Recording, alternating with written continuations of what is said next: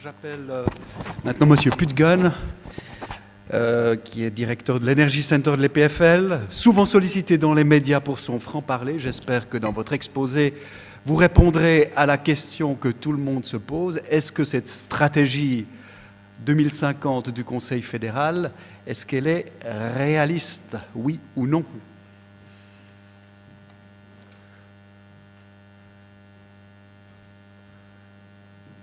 La réponse est peut-être.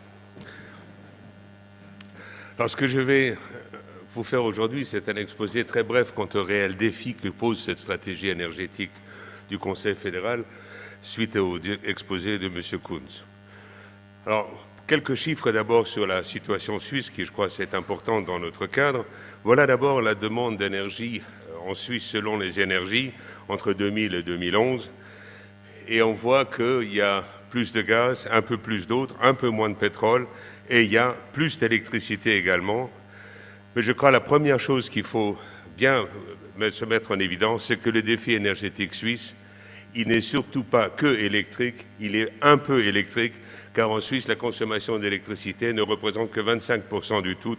Donc le défi, il est avant tout fossile, et dans notre pays, ça veut dire qu'il est surtout au niveau des transports et au niveau des bâtiments. Voilà l'évolution de la consommation d'énergie selon les différents secteurs ici en Suisse. En fait, il s'agit à peu près d'un tiers des transports, un tiers des bâtiments et un tiers industrie et services. Et ceci a très très peu évolué depuis 2000 et même avant. Ça veut dire que le virage énergétique ne sera pas un virage à 90 degrés, d'où vous savez tous que les Suisses ne sont pas des gens rapides et en réalité aussi, ça sera un virage qui sera extrêmement lent à prendre, donc il n'y aura pas de virage brutal au niveau de notre consommation. Autre aspect qui est très important, c'est que la population suisse est en train d'augmenter, puisque cet horizon 2050, on pense que nous serons 9 millions de Suisses à la place de 8 que nous sommes aujourd'hui. La Suisse est un pays où la population augmente, pas tellement par notre production autochtone, mais surtout par une politique de l'immigration qui a une forte influence sur notre activité. L'autre aspect que l'on peut voir sur ce transparent, c'est que ça fait depuis à peu près 20 ans que notre consommation totale d'énergie s'est à peu près stabilisée. Donc on a déjà fait beaucoup de choses en Suisse pour stabiliser notre consommation totale. Donc on part d'un état initial qui est relativement bon quant à notre consommation d'énergie totale. Par contre, ce que l'on voit, c'est que la consommation d'électricité dans ce pays continue de croître et on voit également que la proportion d'électricité dans notre consommation augmente. Ces deux phénomènes d'ailleurs sont des bons phénomènes. On va vers un monde électrique et il faut que la Suisse continue d'aller vers un monde électrique. Et cet aspect-là, je crois, est important. Donc il faut souvent faire un effort de dissocier énergie et électricité. Et souvent d'ailleurs les médias se prennent un peu les pieds dans les barreaux et mélangent les deux.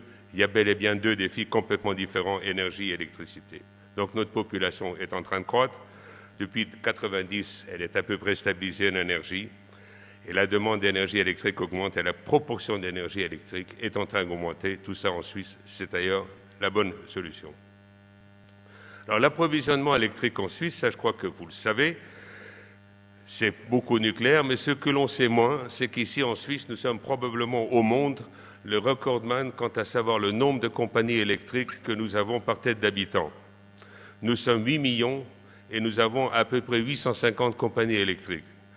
Pour vous qui sommes français, c'est un peu différent de la France. Seules certaines villes, surtout dans l'Est de la France, ont ses propres compagnies électriques. Ici, nous en avons 850. Et ce qui est important, elles sont surtout de droit privé, mais elles appartiennent en grande majorité aux cantons, il y en a 23 ici en Suisse, et aux communes.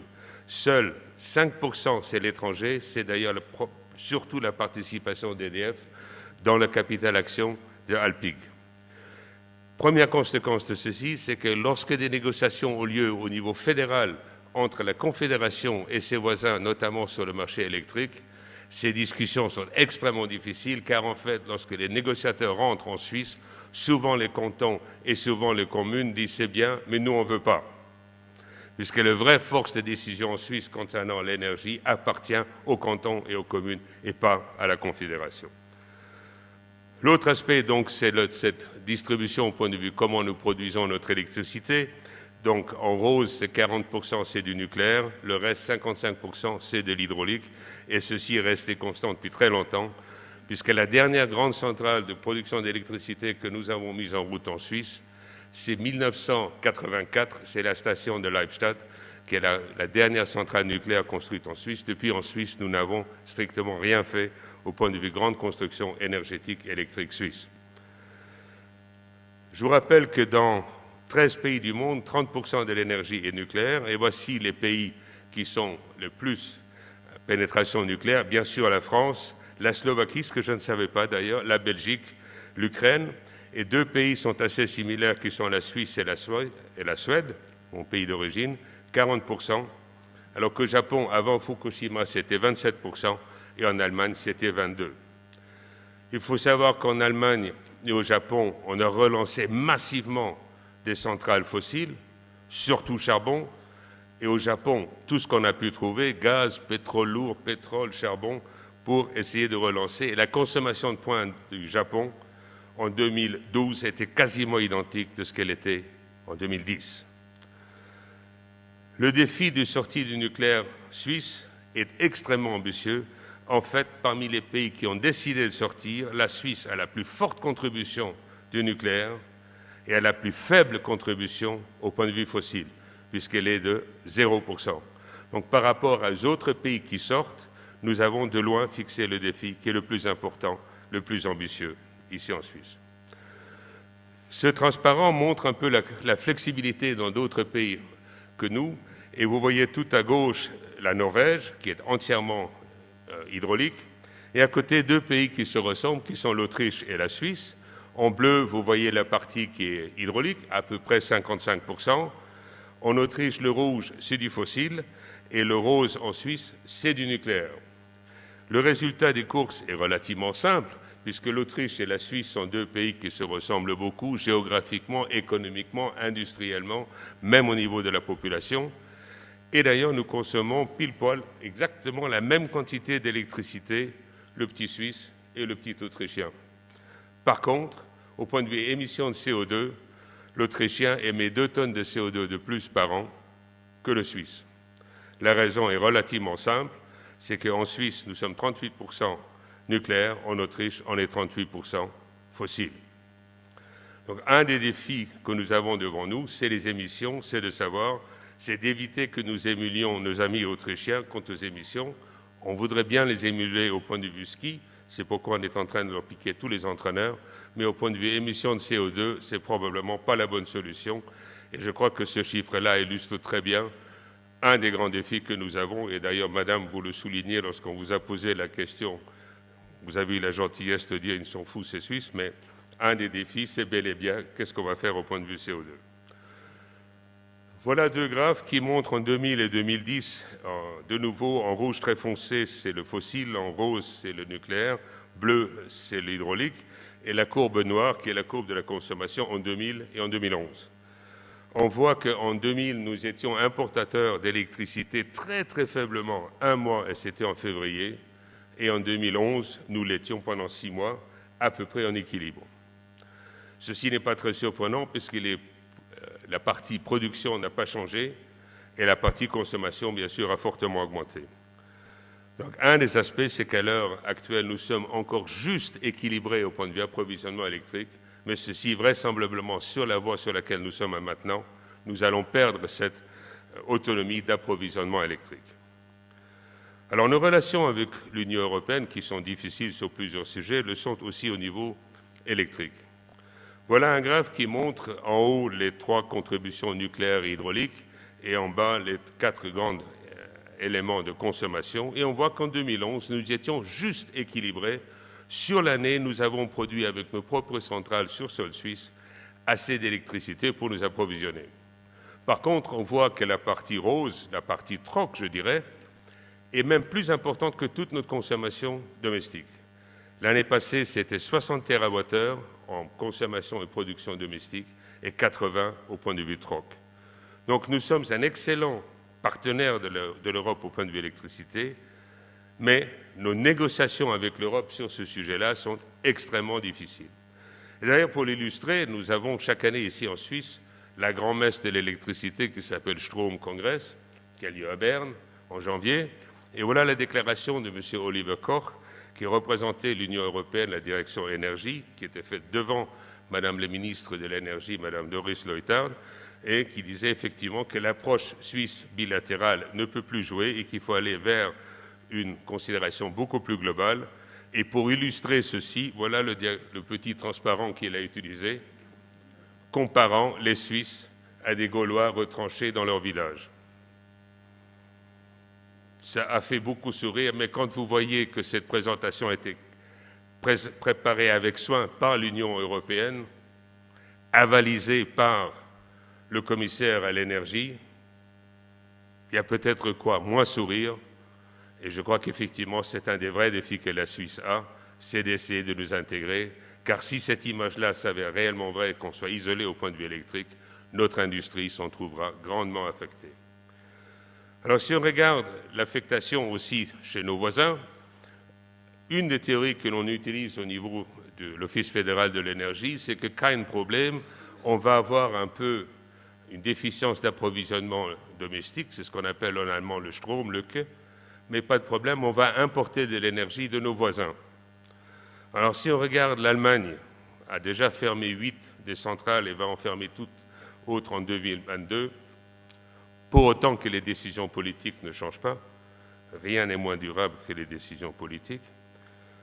La Belgique a décidé également de sortir, mais les Belges sont des gens pragmatiques, donc ils ont décidé ceci, virgule, pour autant que ceci ne pose pas de problème. C'est écrit dans la loi. En France, comme on sait, M. Hollande a décidé la fermeture de Fessenheim en fin 2016. Je connais très bien la France, mon épouse est française, j'ai beaucoup travaillé en France, j'ai énormément de sympathie pour ce pays. Le fait que fin 2016, soit 5 mois avant les prochaines élections présidentielles en France, n'est qu'une coïncidence de date. Et donc, M. Hollande a également décidé de diminuer la partie nucléaire de 75 à 50% à l'horizon 2025. Ça, c'est plus douteux parce que ça va coûter très cher. Mais pour nous, Suisses, ce qu'il faut retenir, c'est que je ne suis pas du tout certain que le voisin, France, Allemagne, ait beaucoup d'énergie à nous vendre à l'horizon 2000-2025. Donc, la théorie de l'importation d'énergie électrique va poser, à mon avis, un problème énergétique, sans parler du fait que si vous importez de l'énergie, vous externalisez les impacts tant visuels que de pollution et environnementale de cette politique. Alors bien sûr, en Suisse, on a parlé, on fait beaucoup de photovoltaïque. Vous connaissez tous les grandes salles d'exposition Palexpo à Genève. Et si on veut remplacer Mühleberg, qui est la plus petite centrale nucléaire suisse, la plus vieille, il faudra avoir pour la même puissance 89 Palexpo et pour en sortir la même énergie 700 Palexpo. Rien que pour vous donner un petit chiffre. Et si on fait ceci, ces 690 Palexpo, le 30 juin, s'il fait beau et que les panneaux sont propres, à elles seules produiront un tiers de la puissance de pointe de la Suisse. Donc déjà, on voit là un problème de stockage d'énergie et d'échelonnement de l'énergie énorme qui va se poser. L'autre aspect en Suisse, c'est que nous avons ici une démocratie directe. Viteos, c'est une petite compagnie électrique qui approvisionne 3 villes dans le canton de Neuchâtel et avait décidé de construire 3 îles solaires sur le lac de Neuchâtel devant la station d'épuration, donc pas un lieu particulièrement attrayant. Et ceci était fait à titre de démonstration. Toutefois, il y a eu 5 pêcheurs locaux qui ont fait opposition parce que ça allait faire opposition, ça allait impacter leur façon de pêcher. Donc une opposition a été faite dans la démocratie directe et Viteos a décidé d'abandonner le projet. Un des problèmes que nous avons ici en Suisse, c'est que la réaction de la population est souvent non. C'était quoi la question déjà? Et là, on a un véritable problème que vous n'avez pas en France, mais que nous avons ici en Suisse. Alors la partie éolienne en Suisse, il y a des potentiels ici en Suisse. On est déjà en train de construire un peu, mais de nouveau, pour remplacer Mühleberg, pour avoir la même énergie, pour avoir des éoliennes comme vous les voyez à l'entrée du Valais, il faut 850 éoliennes de tel type.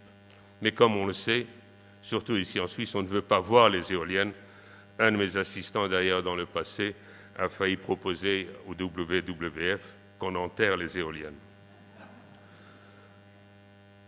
Le grand défi que l'on a au point de vue énergie photovoltaïque et éolienne ne sont plus ces technologies-là. On les maîtrise parfaitement et elles sont en train de devenir d'ailleurs économiquement tout à fait viables. En Espagne, on y est déjà au point de vue photovoltaïque et en Suisse, on y est au point de vue éolien. Le vrai problème, c'est le stockage. Et voici un diagramme de l'été passé qui montre la superposition en jaune du photovoltaïque, qui bien sûr marche moins bien de nuit, et l'éolien en bleu superposé. Il faut savoir qu'aujourd'hui, on ne sait pas réellement réagir au point de vue hydraulique, au point de vue stockage, avec de telles fréquences et de telles variations aussi rapides au point de vue utilisation. Donc le vrai problème, c'est le stockage de l'énergie. Alors en Suisse, on a beaucoup fait au point de vue pompage-turbinage. Je rappelle d'ailleurs de temps en temps à mes amis de l'Office fédéral de l'énergie que le résultat des courses du pompage-turbinage est une perte, ce qui a été un peu une révélation de temps en temps.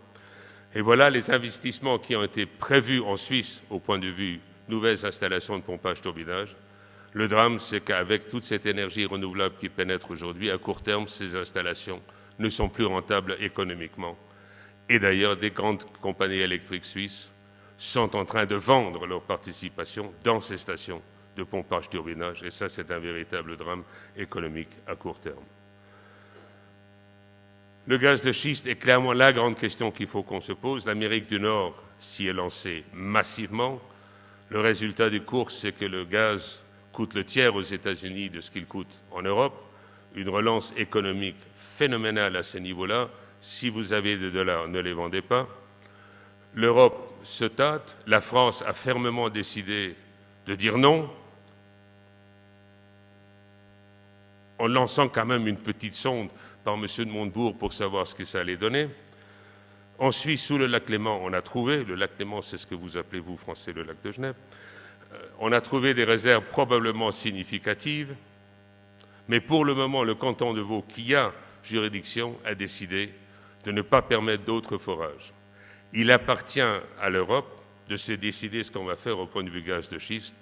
Je vous laisserai ce transparent, mais ceci montre tout simplement le nombre d'années que l'on pourrait satisfaire l'entité de la consommation électrique par le biais de gaz de schiste qui existe localement. Chez vous, en France, les réserves prouvées sont qu'on pourrait satisfaire la totalité de l'approvisionnement électrique en France pendant 52 ans si on exploite les gaz de schiste qui existent. Manque de bol sous Paris et sous la Provence, mais en tous les cas, les réserves sont effectivement là. Donc je voudrais conclure par quelques remarques qui sont le temps. C'est la quatrième dimension de tout ça, c'est le temps. Oui, on pourra énormément faire avec les énergies renouvelables. Quand? Oui, on pourra beaucoup faire avec des économies d'énergie. Quand et qui paye? Une correction de trajectoire quant à la planification, c'est 5 à 10 ans. Les centrales qu'on va mettre en route en 2020 sont planifiées maintenant et elles fonctionneront encore en l'année 2050. Donc la question n'est pas de savoir ce qui va se passer en 2050. Moi, je veux bien croire tout ce qu'on veut croire, me dit pour 2050. Je vous rappelle qu'en 2011, il y avait 39 ans. Si vous preniez 2011, vous soustrayez 39 ans. Richard Nixon est président des États-Unis. La Chine est un pays complètement inexploré. Est-ce qu'on aurait réellement prévu en cette année-là ce qui va se passer en 2012? Non. Donc la vraie question, c'est de se poser les questions. Qu'est-ce qu'on va faire en 2020? Qu'est-ce qu'on va faire en 2030? Mais ça, c'est la question qui fâche et à laquelle on ne répond pas souvent. Merci à vous pour votre attention.